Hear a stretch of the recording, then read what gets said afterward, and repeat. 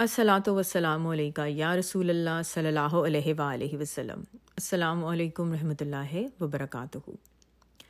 آج کے ٹاپک کا نام ہے نیک ہونا اور بات ہے، نفس پر قابو پانا اور بات ہے۔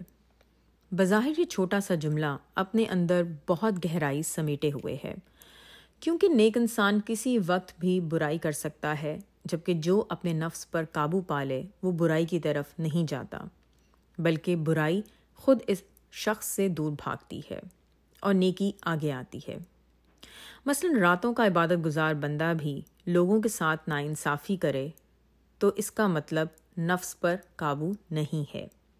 لمبی نماز کے بعد بھی زبان جھوٹ سے نہ رکے، قرآن پاک کی تلاوت کر کے فون پر غیبت کی جائے، پارٹی کی ابتدا قرآن کی آیات سے اور اختتام ناچ گانے پر، مسجد میں نماز ادا کر کے کاروبار میں ہیر پھیر، اس طرح کی بہت ساری مثالیں آپ خود بھی سوچ سکتے ہیں۔ اللہ مجھے اپنے نفس پر قابو دے دے، اس کے لیے رسول صلی اللہ علیہ وآلہ وسلم نے بہت پیاری دعائیں سکھائی ہیں۔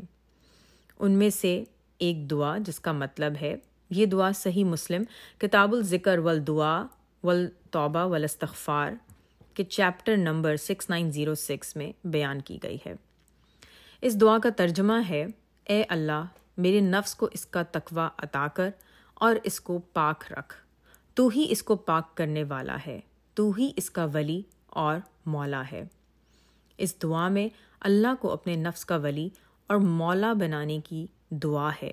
ذرا سوچئے، جس شخص کے نفس کا ولی اللہ بن جائے، کیا پھر وہ بہکے گا؟ یقیناً اللہ تعالیٰ اسے کبھی بہکنے نہیں دیں گے۔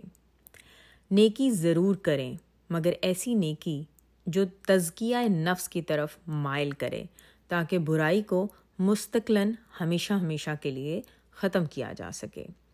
السلام علیکم رحمۃ اللہ وبرکاتہ۔